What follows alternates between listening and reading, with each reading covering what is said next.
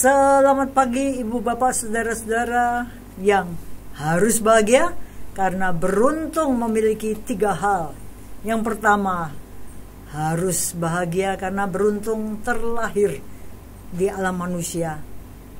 Yang kedua, harus bahagia karena beruntung dalam perjalanan kehidupan bertemu dan kenal dengan Dhamma, ajaran kebenaran sebagaimana diajarkan oleh Guru Agung kita, The Buddha. Dan yang ketiga, harus bahagia karena kita beruntung masih hidup, masih bisa toker-toker mencari apapun yang bisa kita bawa pindah alam, tentunya yang baik-baik, yang meningkatkan taraf kehidupan di alam yang baru. Terimalah salam Dhamma dan Namo Buddhaya. Ibu bapak saudara-saudara, kita berada di bulan Agustus 2023, berada di studio Samwika, seperti biasa ditemani oleh sahabat Dhamma Bu Susan, Dr. Susan, dan seperti biasa pula bersama dengan orang yang mengangkat dirinya sendiri sebagai moderator, Bapak Adianto. Ya. Terus kita mau apa ini? Baik, Bu Lani, Bu Susan. Tugas moderator paling gampang, cuman memantik topik, selebihnya tinggal dibahas di forum ini. Nah, kesempatan ini saya ingin kita semua membahas sesuatu yang relevan dengan bulan ini, bulan Agustus, di mana di bulan Agustus kita merayakan kemerdekaan. Iya. Nah, topik kita tentang merdeka. Tapi saya mau mulai dulu mengajak pemirsa semua melihat bahwa yang terjadi saat ini kita tuh dikatakan sudah merdeka dari penjajahan. Tapi kalau kita mau ulik-ulik lebih dalam, sebenarnya kita tuh sudah merdeka belum dalam arti yang sesungguhnya. Mungkin kita sudah terbebas dari penjajahan eksternal dari kolonialisme, sudah tidak ada lagi di bumi pertiwi. Tapi sesungguhnya dalam kehidupan kita ini, kalau kita mau jujur, sebenarnya kita masih terjajah. Nah, saya akan mulai dulu dengan Bu Lani. Sebenarnya kita ini sudah betul-betul merdeka atau sebenarnya masih terjajah? Nah, justru bulan ini Pak Adi, sebaiknya kita bicara soal tidak merdeka dulu. Karena kita ini sebenarnya memang secara spiritual belum merdeka sampai kita mencapai paling tidak tingkat sotapanna. Nah, bicara soal tidak merdeka, tidak lepas kita mesti bicara tentang apa yang membuat kita tidak merdeka. Secara spiritual sering dikatakan bahwa kita ini terbelenggu oleh rintangan-rintangan, sebagaimana dikatakan 5 rintangan batin. Kita bicara tentang kotoran batin yang sangat hakiki, yaitu LDM, loba dosa moha. Nah, kalau kita lihat secara umum sekarang ini kayaknya kita dikatakan maju secara teknologi tapi kok sepertinya secara spiritual kita justru mundur karena kemajuan teknologi ini. Satu hal yang kebetulan saya sedang renungkan adalah betapa kemajuan teknologi yang sangat sepertinya wow gitu ya. Itu kok saya melihat orang-orangnya itu kok kok jadi orang yang sangat terbelenggu. Jadi kalau dulu waktu merdeka itu kan kita kan menyerang gitu ya, menyerang penjajah, menyerang sampai banyak di perempatan kan ada patung-patung ya. Sepertinya kita sekarang ini nggak ada semangat, nggak ada daya, nggak ada api perjuangan. Nggak ada.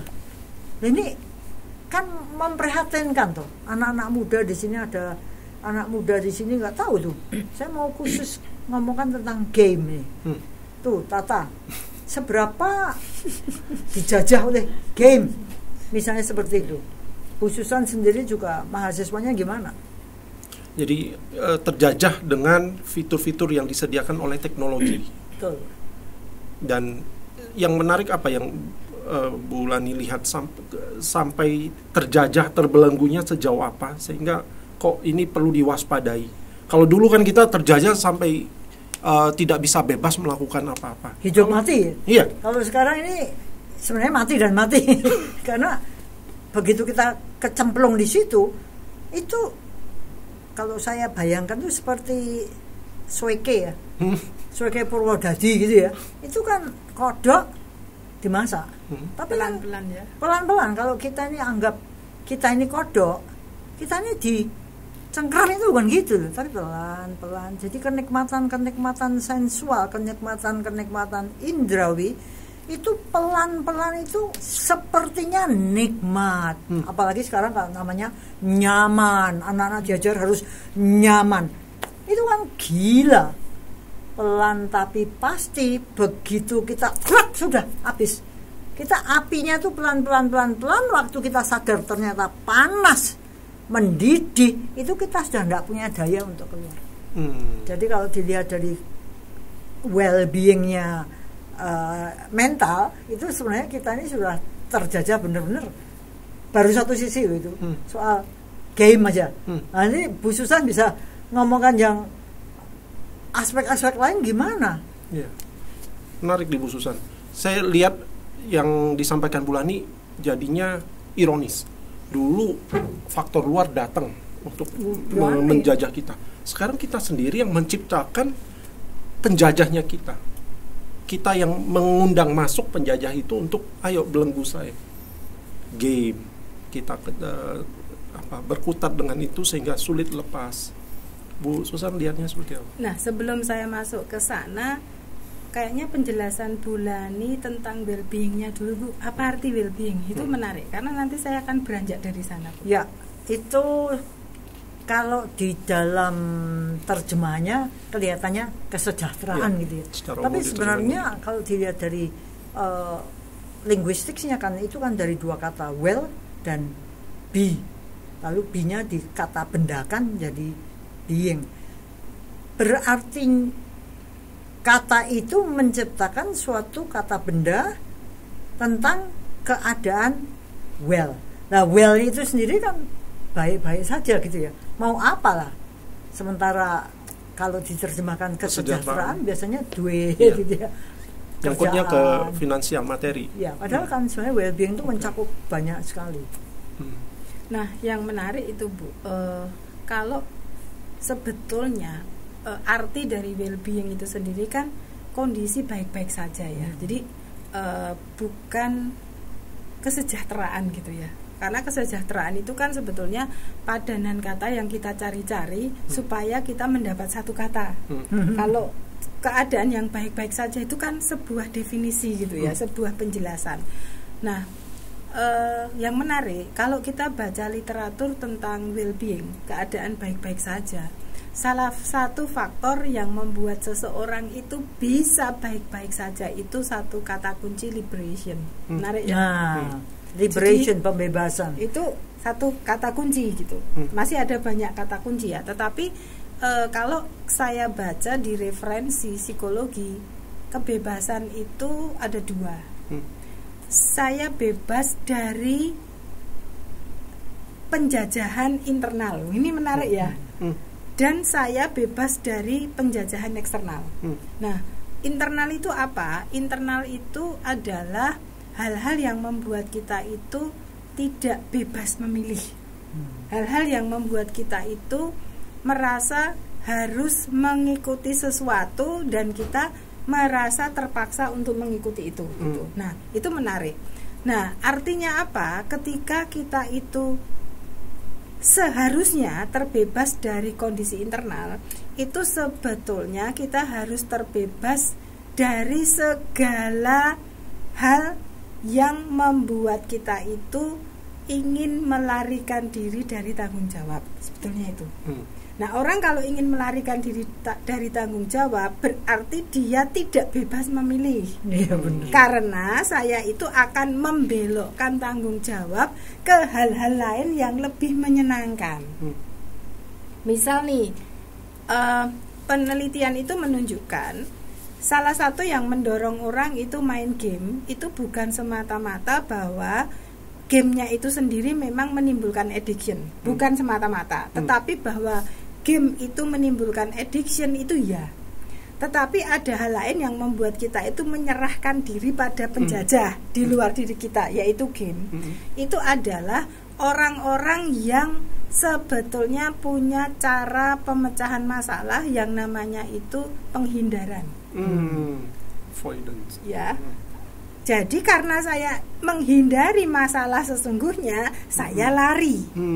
Nah, larinya itu bisa macam-macam, Pak. Pokoknya lari yang membuat saya itu senang, melupakan masalah saya, bukan menyelesaikan, dan saya tidak perlu menghadapi tanggung jawab itu. Nah, tapi problemnya ini kalau saya tidak bicara game ya. Misal saya itu larinya bukan game. Misalnya apa? Yang sebetulnya secara substansial dia itu tidak menimbulkan addiction. Misal nih, saya terbiasa kalau melarikan diri itu jalan-jalan ke mall. Ini sebetulnya mall itu kan nggak menimbulkan addiction karena rewardnya tuh seberapa sih? Kalau game itu memang diciptakan supaya kita main terus-menerus. Nah, suatu saat ketika saya itu punya masalah, saya itu memang pengen ke mall, bukan karena mall itu menimbulkan addiction, tetapi mall itu adalah tempat yang membuat saya itu melupakan sejenak. Seandainya nih kita ambil contoh, mallnya tutup, saya pasti cari kegiatan lain atau saya mencari sesuatu yang fungsinya adalah membuat saya itu lepas dari tanggung jawab. Saya pengen lepas dari penderitaan, dalam tanda petik ya, karena masalah itu saya anggap penderitaan. Tetapi penderitaan ini akan muncul terus karena nggak pernah dihadapi. Nah, contoh juga orang gila kerja ya Bu. Sebetulnya dia bukan, kan orang sering bilang workaholic ya, belum tentu loh itu. Masuk pekerjaan itu membuat kita ketagihan? Enggak lah, pekerjaan itu kan juga penderitaan kan. Tetapi mengapa kita bisa kecanduan kerja? Karena mungkin kalau dalam kondisi diam saya ingat masalah saya. Ya lalu saya bekerja supaya kalau pulang nih, misalnya saya punya masalah di rumah, tinggal tidur. Karena saya capek gitu. Nah, seandainya ini ya, ini libur ya Bu, atau COVID, itu yang pandemi kemarin. Kenapa terjadi konflik rumah tangga itu memuncak saat pandemi? Karena kalau kita lihat ya, yang bukan berarti pandemi itu merusak rumah tangga, enggak, itu sudah rusak sebelumnya. Cuman tidak meletus karena setiap orang menghindari. Ada yang lari di kerja, ada yang lari di mall, ada yang main game, anak-anak itu pergi sama temennya. Nah, pandemi itu semua orang yang ingin lari itu berkumpul di rumah, bayangin. Mau nggak mau harus menyelesaikan masalah. Saya main game pun tetap ketemu orang yang saya benci toh. Saya minum kopi, biasanya ngopinya di kafe ya Pak. Ini wah kopinya yang enak banget lah, pokoknya stop markotop. Tapi saya lihat Pak Adi yang menyebalkan. Itu kan enak. Kopinya nggak enak, nggak bikin saya ketagihan lagi gitu. Nah, jadi intinya liberation itu bukan semata-mata saya terbebas dari penjajahan iming-iming dari luar. Bukan segala sesuatu yang dari luar itu menyebabkan saya terjajah. Bahwa game itu menyebabkan kita terjajah itu iya. Tetapi yang pertama kali perlu kita selidiki, sebetulnya sayalah yang membuat saya itu terjajah oleh diri sendiri. Karena saya tidak menyelesaikan masalah, itu menyebabkan saya itu dijajah oleh keinginan lari dari sana, lari ke sini, gitu. Nah, ngerinya Pak, masalahnya kalau larinya ke games itu kan bikin addiction, jadi ada double penjajahan gitu ya.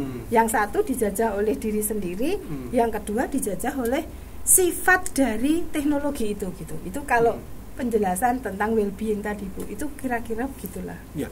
Nah, artinya kita bicara tentang terbebas dari penjajahan internal, Artinya dengan kata lain tadi yang disampaikan Bu Susan, kita bisa menyelesaikan persoalan-persoalan kita sendiri.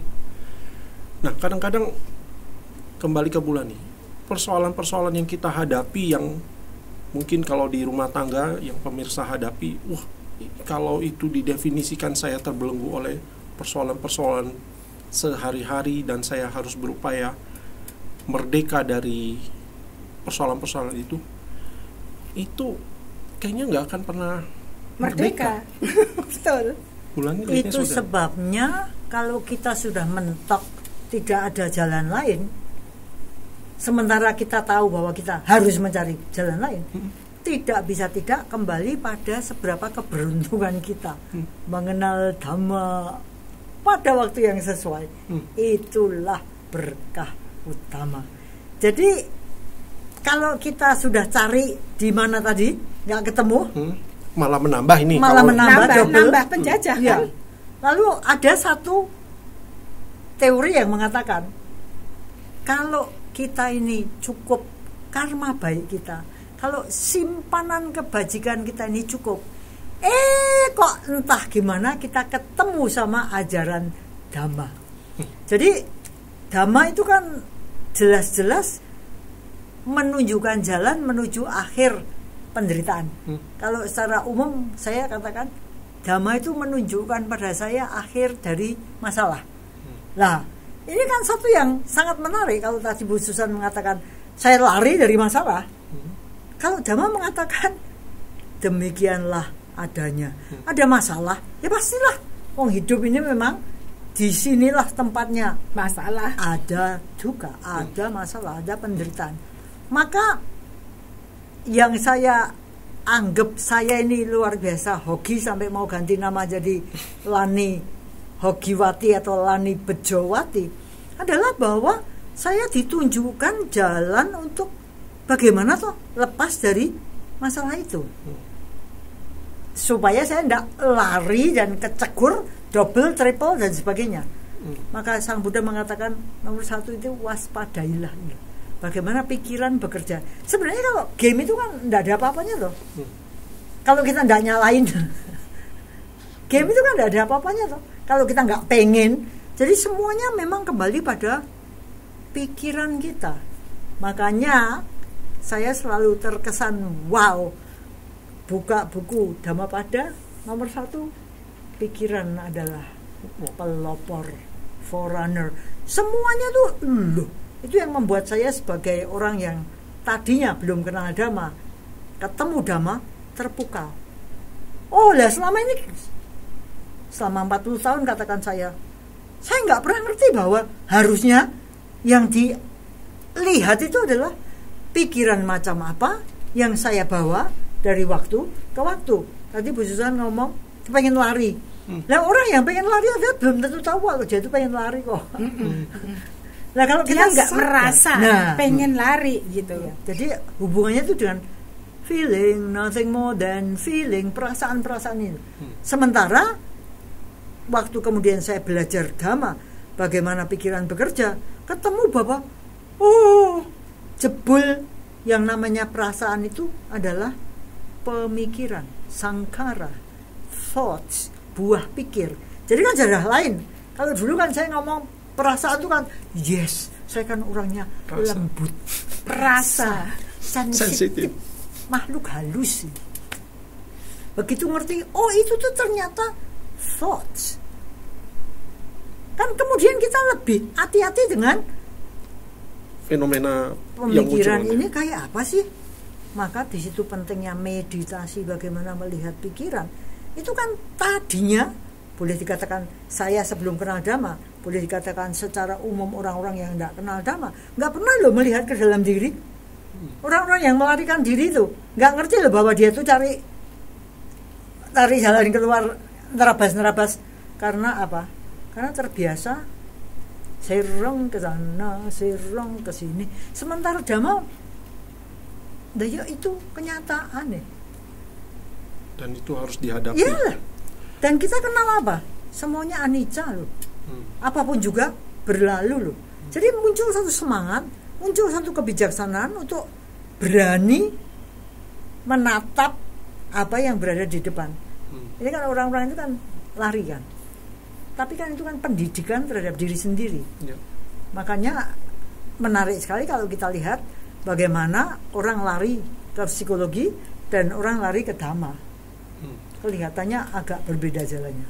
Saya lihat yang menarik dari yang barusan disampaikan, kembali ke topik kita, kalau kita terjajah oleh kolonialis yang datang, itu kan spirit juangnya luar biasa nih, dibanding dengan negara yang tidak berjuang tapi diberi kemerdekaannya sebagai hadiah.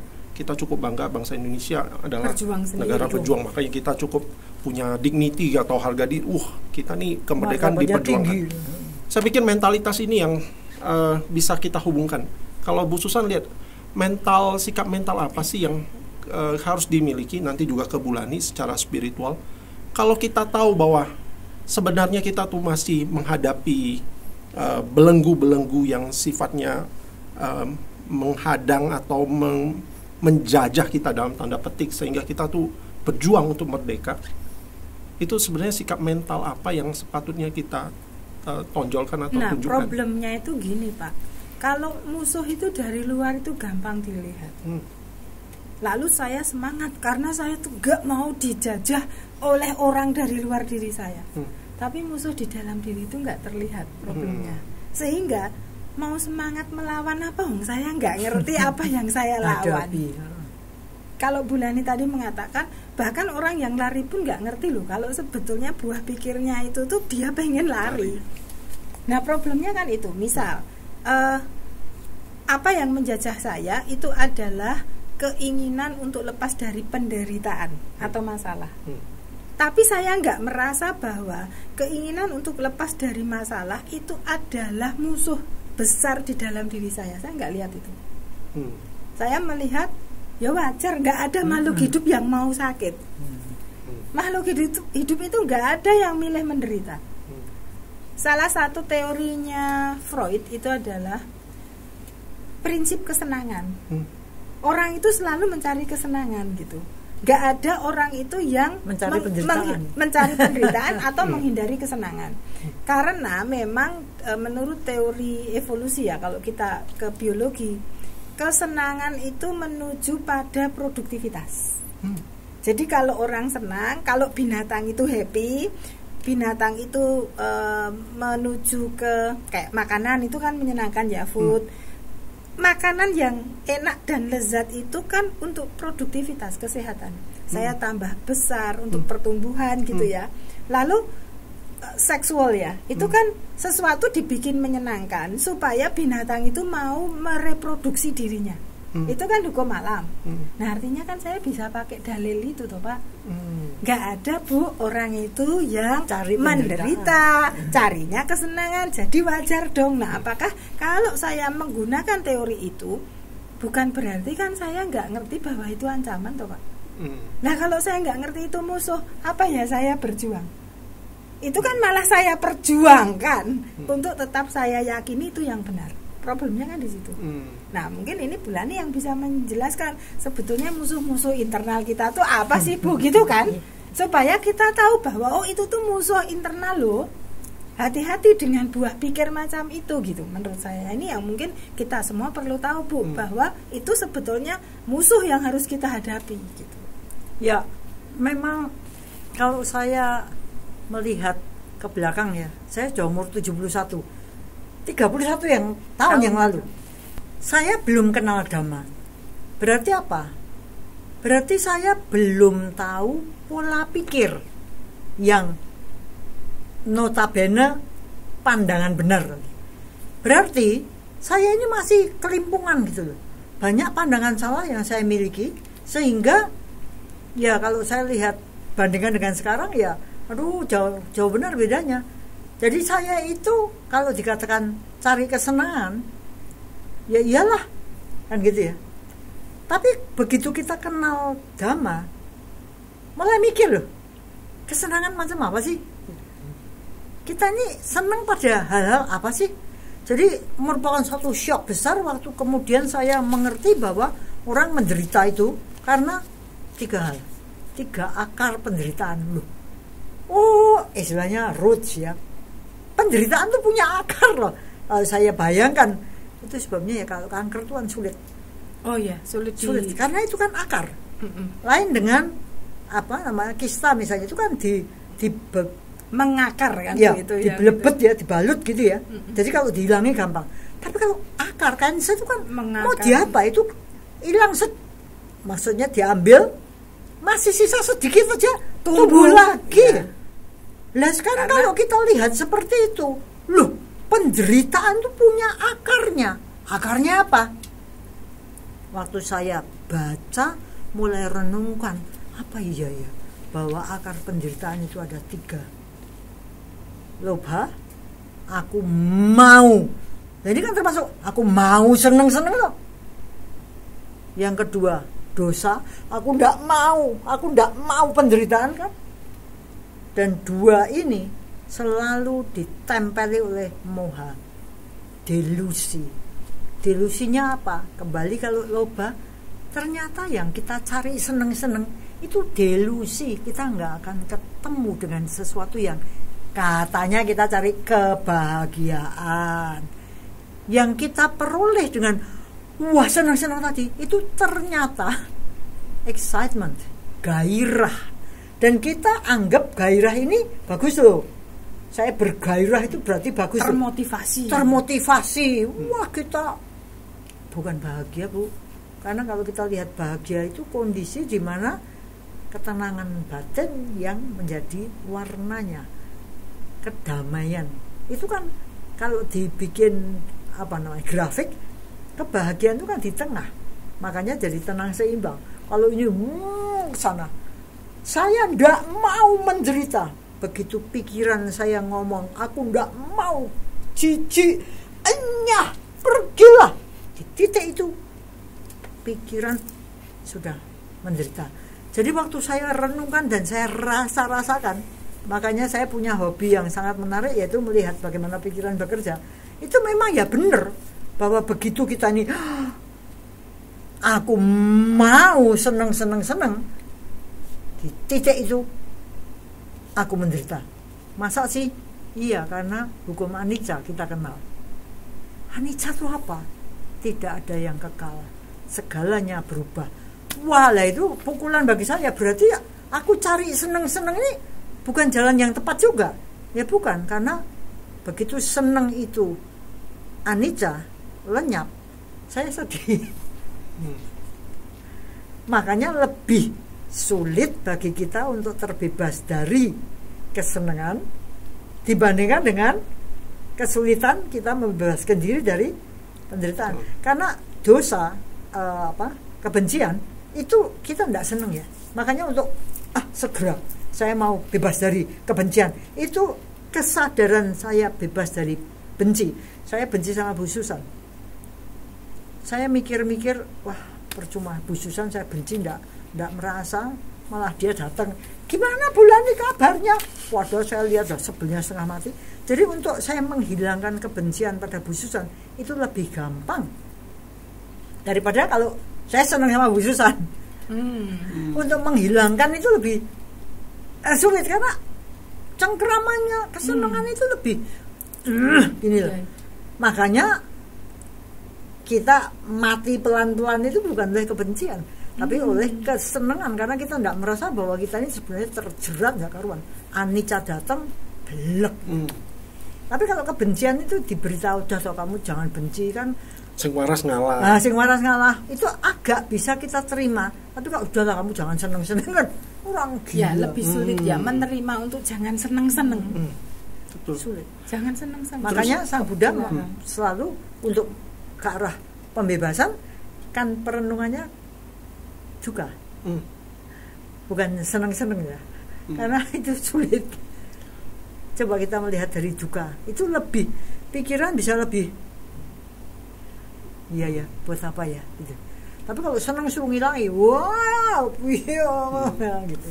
Jadi saya makin merasa wah, luar biasa memang Dhamma itu luar biasa, karena nyatanya untuk membebaskan diri kita ini ternyata punya jalannya. Dan itu yang sangat menarik adalah nggak semua orang cukup beruntung untuk mau menerima dhamma. Karena begitu banyak yang harus dilepas toh. Dhamma itu kan sifatnya melepas, bukan mencengkeram gini. Nah kita maunya semuanya milikku. Mengundang penjajahnya masuk. Ya. Artinya jadi menarik ini kalau kita mau mencoba merumuskan pengertian merdeka secara spiritual yang sesungguhnya. Itu saya sudah menuju jalan ke sana, saya sudah punya. Jadi untuk merdeka itu paling tidak kita harus mencapai tingkat kesucian pertama, namanya Sotapanna. Ya. Makanya saya beli anjing 2, namanya Sota sama Panna. Jadi kalau manggil Sotapanna gitu, mengingatkan mau ya. Itu kan artinya tidak bebas kalau dari yang barusan disampaikan, terbebas dari excitement atau gejolak kesenangan yang aduhai. Dan juga bebas dari depresi, ketidaksukaan, loro hati dan sebagainya. Artinya merdeka itu kok kayaknya flat ya. Saya nada suara juga sampai menggambarkan. Saya juga sampai kok tidak ada, sepertinya aliran sungainya kok tidak ada suaranya. Suaranya. Ya. Itu seperti itu kah? Iya. Itu menarik. Maka dikatakan jalannya ke arah pembebasan itu berbeda jauh dengan jalannya secara umum gitu ya. Karena apa? Kita ini kan senang kompetisi ya. Kita kan senang kompetisi. Kita nggak nyadari bahwa dalam kompetisi itu harus ada yang menang. Betul kan? Saya harus menang kan? Berarti apa? Berarti Bu Susan harus kalah. Itu kan kita nggak ngerti bahwa di dalam kompetisi itu harus ada yang menang dan otomatis banyak yang kalah kan gitu. Nah ini kan sebenarnya sudah merupakan perang kan. Lah gitu kok minta damai. Maka menarik. Ini satu buku yang baru saja kita terbitkan untuk Waisak yang lalu itu karyanya Ayya Khema yang judulnya Kita Semua Sama. Ya, kita semua sama. Maksudnya sama gimana? Kita semua tertimpa kelahiran, kita semua tertimpa kelapukan, dan kita semua tertimpa kematian. Kita ini semua sama. Tapi di dalam kita berhidup bersama ini, kita selalu maunya perang. Kita lihat di mana-mana kan harus kompetisi dong, karena yang disebut sebagai kemenangan ini membutuhkan orang lain harus kalah. Makanya saya pikir untuk jadi damai secara spiritual itu sebenarnya banyak kita perang sendiri dengan anggapan-anggapan yang beredar secara luas bahwa kita ini harus menjadi pemenang. Kelihatannya agak ada satu kontradiksi ya. Bu Susan, kembali ke tadi. Kalau dari penjelasan Bu Lani yang namanya state of freedom itu, keadaan merdeka itu ya bebas dari gejolak itu, ke gelombang sinusoidal yang itu kalau di detak jantung artinya flat, mati ya. Tidak ada gejolak. Nah kalau dalam hal ini tuh saya punya pengalaman pribadi ya Pak. Ketika saya berusaha untuk, kalau Bu Lani tadi mengatakan orang itu kalau lekat pada sesuatu yang menyenangkan ya, excitement gitu, itu emang kebahagiaannya tuh rasanya kayak di puncak Pak.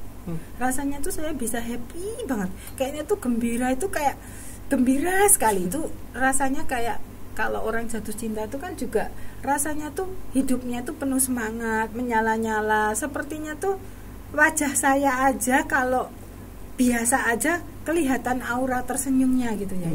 Itu kayak kebahagiaan yang amat sangat. Selama ini di dalam hidup saya kan saya merasakan itu dan saya sangat menikmati. Saya merasa bahwa ya itulah happiness gitu ya. Nah lalu ketika saya itu mengalami kemalangan gitu ya, entah kemalangannya itu kecil ataupun itu besar, itu memang yang dirasakan itu ya kesedihannya akan menjadi ekstrim. Karena saya lalu bisa merasakan sedih banget. Saya bisa merasakan mungkin kayak depresi juga gitu ya Pak. Nah, tapi waktu itu tuh saya merasa ya itulah yang wajar. Orang itu bisa up, bisa down gitu ya. Nah, ketika saya mulai belajar tentang keserakahan, bahwa orang itu jangan loba, artinya tuh jangan mencengkeram kesenangan gitu ya. Ataupun kalau saya punya moha itu kan menyenangkan sekali, karena moha itu bisa mendongkrak kebahagiaan, kesenangan. Artinya saya bisa denial, saya bisa menyangkal, lalu saya menciptakan imajinasi, lalu saya happy gitu, menipu diri sebenarnya. Nah, ketika saya mulai belajar untuk tidak berlebihan, tidak melekati segala sesuatu, yang saya rasakan pertama itu, saya itu malah merasa jangan-jangan ini jalan yang salah ya. Karena saya jadi merasa tidak pernah merasakan sangat senang, Pak. Lalu saya merasa kok hidupku itu hambar. Bukan sekedar hambar, Bu. Kok hidup saya itu penuh kesedihan, itu yang saya rasakan. Jadi kalau hambar tuh lebih netral ya. Ini tuh kok saya tuh merasa lebih negatif. Saya punya emosi sedih, sehingga saya itu tuh bertanya-tanya, jangan-jangan saya salah ya. Nah, tapi itu saya jalani terus, Bu. Bukan lalu saya mencari kesenangan supaya saya tidak merasakan kesedihan. Nah, ternyata proses untuk menurunkan loba itu pertama-tama kalau saya itu jeleknya kesedih, Bu. Karena saya rasanya jadi nggak menikmati sensasi yang saya rasakan selama ini. Jadi menujunya merindukan sensasi yang itu gitu jadi kan. Sedih. Jadi kok kayak hidupku itu kayak gimana ya? Kayak rasanya tuh sedih, Pak. Bener-bener rasanya tuh sedih, bukan hanya hampa loh, Bu. Tapi sedih, sehingga tuh saya merasa kok malah depresi yo. Jangan-jangan salah jalan. Itu saya rasakan loh, Pak. Lalu nggak punya semangat. Sekalipun gitu, dapat sesuatu yang menyenangkan kok kayaknya. Karena kan saya sudah belajar untuk tidak terlalu senang.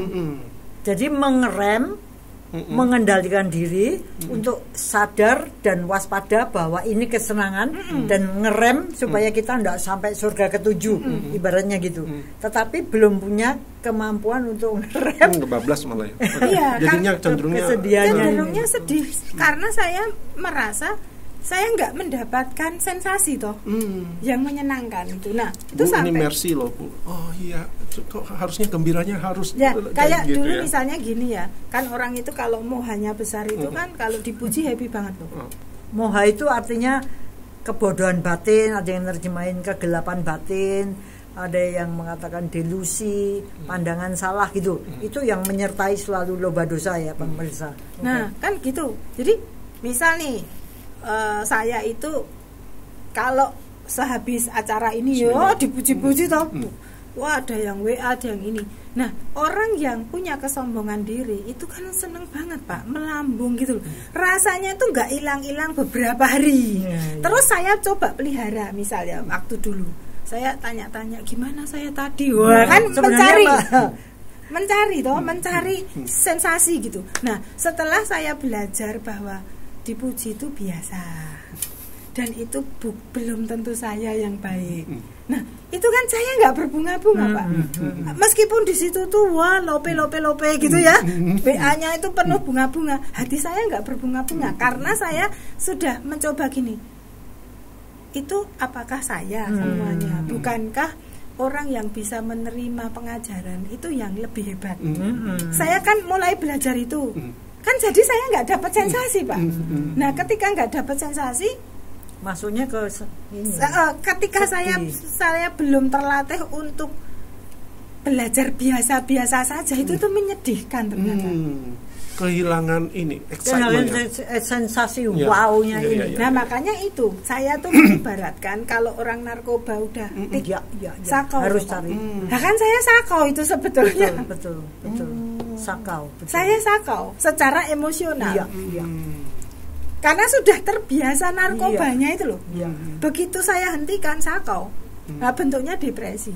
Nah, itu menarik. Terus bagaimana Dhamma itu membantu sehingga muncul satu pemahaman bahwa loba dipotong, jadinya dosanya. Karena saya juga pernah merasakan itu. Jadi waktu saya ngerti loba dosa, ya kita ini sebenarnya kepuntang-panting serakah benci, serakah benci kan saya, oh gitu tuh, itu penyebab penderitaan. Iya, itu penderitaan loba dosanya itu. Oke, saya amati ini. Kalau saya loba, aduh, kok loba kayak tadi. Segera pikiran itu ke dosa, kebencian. Saya benci kenapa kalau saya itu tadi kok kayak gitu. Sebaliknya kalau saya sudah membunuh kebencian, kemarahan dan saya, ini langsung larinya kalau balik lagi karena I want more gitu.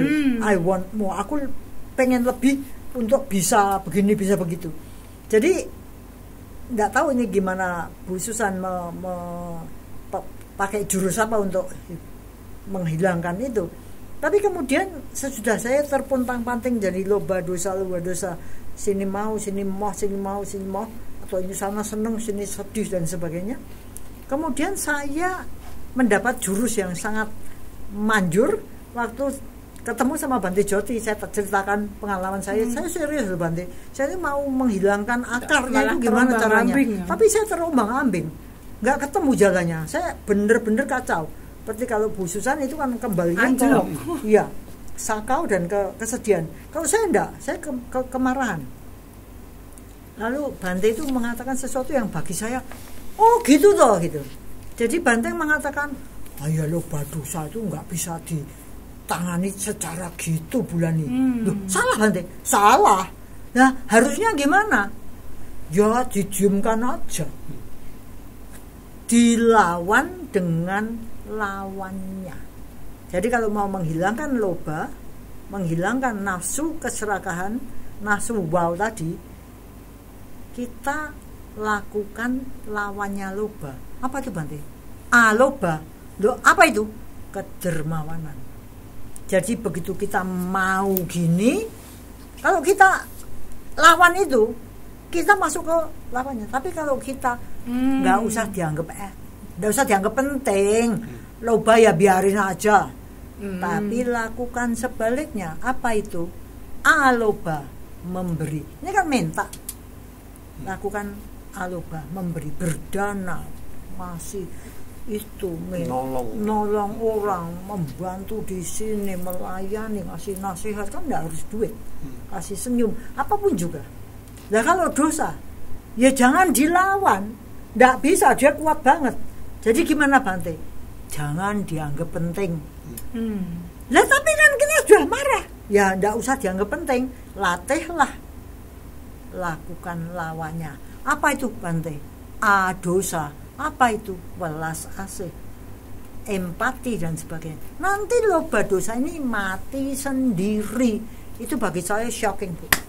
Oh jadi jurusnya untuk mengalahkan loba dosa, kalau jurus kita ini benar-benar ngerti pas gitu ya, loba dosa.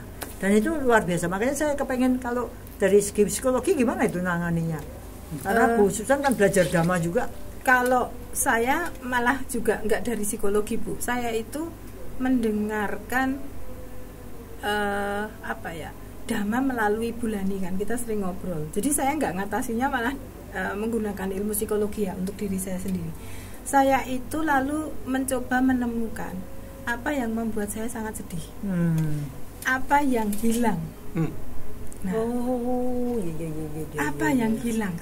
Saya tuh kehilangan apa toh kok sedih banget. Kehilangan wow-nya iya. Dan wow itu apa? Wow itu tuh harga diri. Wow itu kesombongan. Saya butuh direkognisi. Apa segitunya ya harga saya itu harus direkognisi orang. Apakah enggak ada hal lain yang membuat saya itu berharga? Lalu saya mikir, menolong orang itu berharga loh. Nah, tapi saya mulainya adalah apa tuh yang hilang. Ya.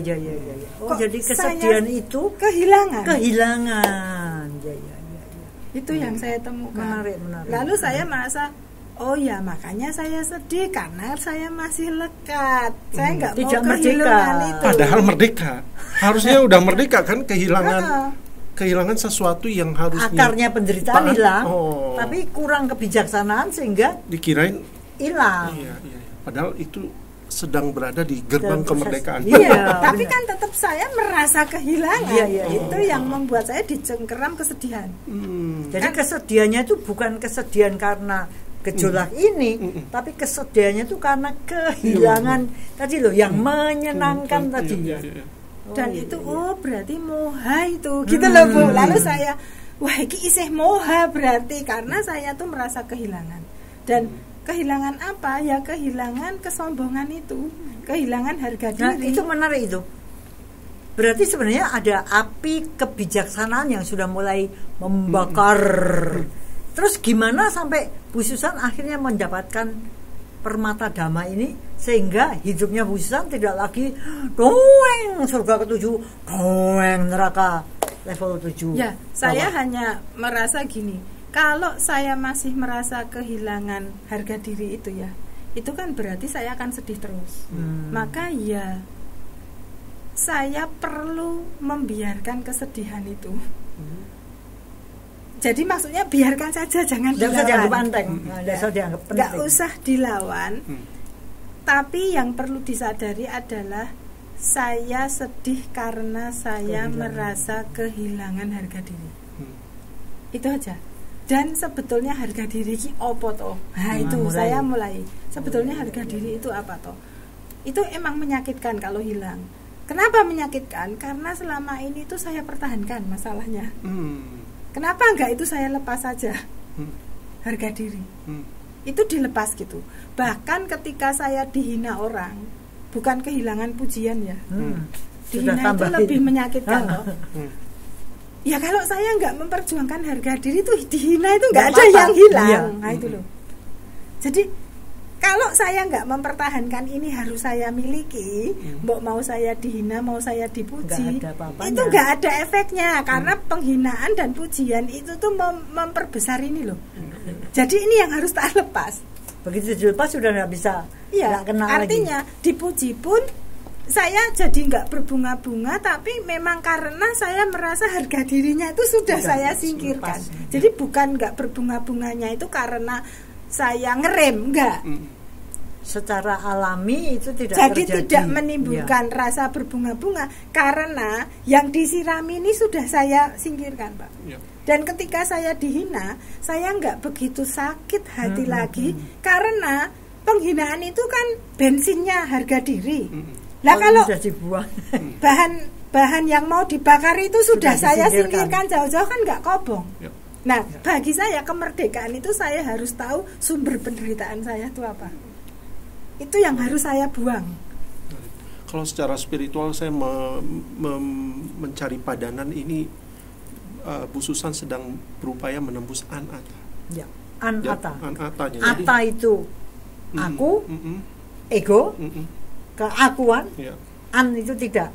Tapi sebenarnya kalau bagi saya apa yang diperjuangkan Bu Susan dengan apa yang saya perjuangkan jauh lebih berat Bu Susan. Karena Bu Susan dokter bagian psikologi dan ego itu di psikologi dibahas banget, dikasih bensinnya. Iya.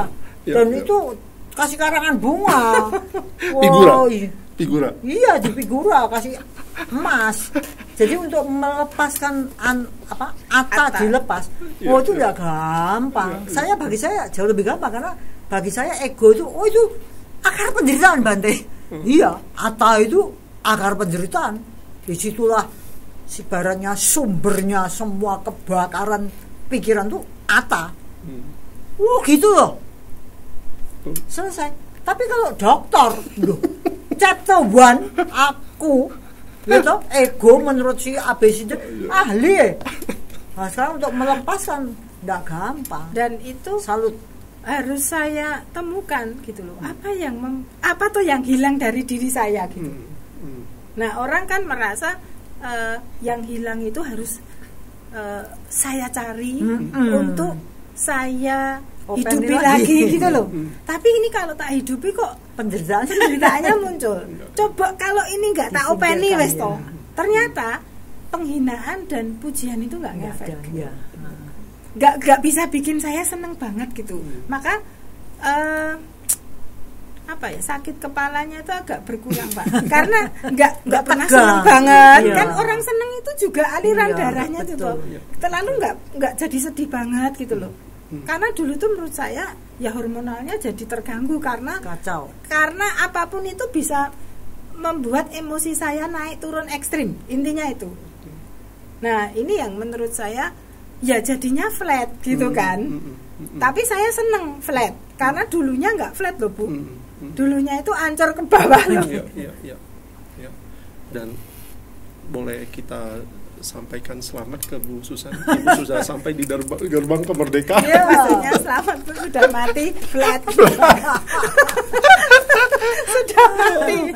Jadi menarik ya, kemerdekaan itu kalau kita bahas ternyata berhubungan dengan membebaskan diri dari pandangan salah tentang itu tuh yang kita openi dalam diri kita tuh, ego lah, harga diri lah, ya. Bukan berarti terus kita nggak boleh jadi orang berharga. Iya, betul. Justru harus jadi orang berharga, tapi tidak perlu dikasih harga. Iya. Bagus banget.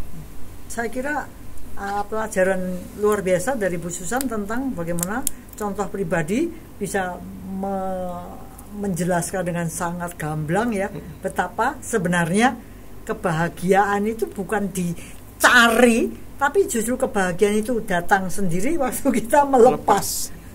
Itu kemerdekaan yang amat berbeda dari perang kemerdekaan, tapi kita memperoleh lewat melepas apa? Salah satu contoh yang sangat gamblang ini melepas ego itu. Indah.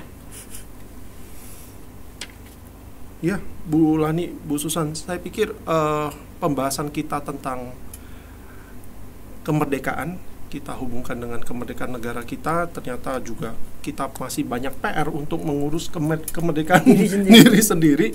Jadi jangan bilang kalau kita sudah betul-betul merdeka sebelum kita bisa menyingkirkan banyak nih PR-PR kita. Dari Bu Susan kita harus paham bahwa masih ada belenggu atau ego yang harus kita bereskan. Dari Bu Lani saya bisa simpulkan pandangan-pandangan salah yang membelenggu kita sehingga kita mengundang sendiri penjajah masuk ke dalam wilayah diri. Ya.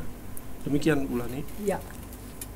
Demikianlah para pemirsa yang harus bahagia karena hari ini sedikit tercerahkan ya. Saya juga banyak tercerahkan oleh kisahnya Bu Susan, di mana ada sesuatu yang menyebabkan munculnya pandangan benar.